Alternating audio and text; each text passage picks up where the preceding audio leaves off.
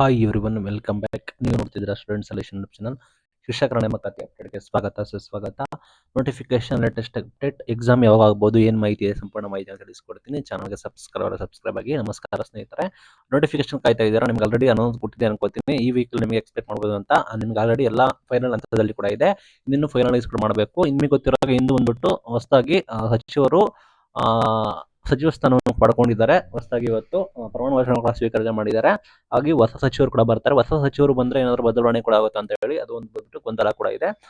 Plus positive ಕೂಡ ಆಗ್ಬೋದು ಅಂತ ಇದ್ದಾರೆ ಕೆಲವರು ನೇಮಕಾತಿದ್ದು. ಪ್ಲಸ್ ನಿಮಗೆ ಪರೀಕ್ಷೆ ಮಾಡೋದಕ್ಕೆ ನಿಮ್ಗೆ ಗೊತ್ತಿರೋ ಹಾಗೆ ಎಲ್ಲ ರೀತಿ ತಯಾರಿ ಮಾಡ್ಕೊಂಡಿದ್ದಾರೆ. ನಿಮಗೆ CN ರೂಲ್ಸ್ ಬಂದ ನಂತರ ನಿಮಗೆ ನೋಟಿಫಿಕೇಶನ್ ಆಗ್ಬೋದು.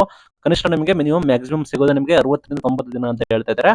ಆಕಾಂಕ್ಷಿಗಳಿಗೆ ಅಟ್ಲೀಸ್ಟ್ 3 ತಿಂಗಳ ಕಾಲಾವಕಾಶ ಕೊಡ್ಲಿ ಅಂತ ಹೇಳಿ ಮನವಿ ಕೂಡ ಮಾಡ್ಕೊಳ್ತಾ ಇದ್ದಾರೆ. ಬಿಕಾಸ್ ಸಾಲು ಪರೀಕ್ಷೆಗಳು ಕೂಡ ಇದಾವೆ. ಬೇರೆ ಬೇರೆ ಇಲಾಖೆಯವರು ಅಟ್ ಎ ಟೈಮ್ ನೇಮಕಾತಿ ಆಗ್ತಿರೋ ಕಾರಣ ನಿಯಮ ಕೂಡ ಇದೆ. ಬಟ್ ಸರ್ಕಾರದಲ್ಲಿ ರೂಲ್ಸ್ ಇರೋ ಕಾರಣ ಆದಷ್ಟು ಬೇಗನೆ ನಿಮಗೆ ಎಕ್ಸಾಮ್ ನ ಮುಗಿಸಬೇಕು ಅಂತ ಹೇಳಿ ನಿಯಮ ಇರೋ ಕಾರಣ ನಿಮಗೆ ಕಂಡಕ್ಟ್ ಕೂಡ ಮಾಡ್ತಾರೆ. UPSC, PSC, HSC ಆಕಾಂಕ್ಷಿಗಳು ಆಲ್ಮೋಸ್ಟ್ ನಮ್ಮ ಎಲ್ಲ ಡಾಕ್ಯುಮೆಂಟ್ ಗಳನ್ನ ರೆಡಿ ಮಾಡ್ಕೊಳ್ಳಿ. ಅಪ್ಲಿಕೇಶನ್ಸ್ ಕರೆದ್ರೆ ನಿಮ್ದು ಇನ್ಕಮ್ ಸರ್ಟಿಫಿಕೇಟ್ ಇಂದ ಹಿಡಿದು ಯಾವುದೇ ನಿಮ್ಮ ಡಾಕ್ಯುಮೆಂಟ್ ಗಳು ಮಿಸ್ ಮ್ಯಾಚ್ ಆಗಬಾರ್ದು, ಸಮಸ್ಯೆ ಆಗಬಾರ್ದು.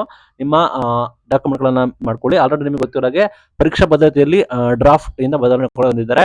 ಫುಲ್ಲು ವ್ಯಾಕರಣ ಎಲ್ಲ ಡಿಸ್ಕ್ರಿಪ್ಟಿವ್ ಟೈಪ್ ತೆಗೆದ್ಬಿಟ್ಟು MCQ ನ ಮಾತ್ರ ತರ್ತೀವಿ ಅಂತ ಹೇಳ್ತಾ ಇದ್ದಾರೆ. ಪೇಪರ್ 3 ಇದ್ದು ಪೇಪರ್ 1, ಪೇಪರ್ 2 ಮಾತ್ರ ಇನ್ಕ್ಲೂಡ್ ಮಾಡ್ತೀವಿ ಅಂತ ಹೇಳ್ತಾ ಇದ್ದಾರೆ. ಬಿಕಾಸ್ ನಿಮಗೆ ಕಾರಣ ಏನು ಹೇಳ್ತಾರೆ ನಿಮ್ಗೆ ಕ್ಲಾರಿಟಿ ಸಿಕ್ಕಿದೆ ಅನ್ಕೋತೀನಿ. ಲೈಕ್ ಡಿಸ್ಕ್ರಿಪ್ಟಿವ್ ಸಾಕಷ್ಟು ಟೈಮ್ ತೆಗೆದುಕೊಳ್ಳುತ್ತೆ. 2 ತಿಂಗಳು 3 ತಿಂಗಳು ಕಾಲಾವಕಾಶ ತೆಗೆದುಕೊಳ್ಳುತ್ತೆ. ವ್ಯಾಲ್ಯೂಯೇಷನ್ ಮಾಡಕ್ ಆಗೋದಿಲ್ಲ, ಸಮಸ್ಯೆ ಕೂಡ ಆಗುತ್ತೆ ಅಂತ ಹೇಳಿ.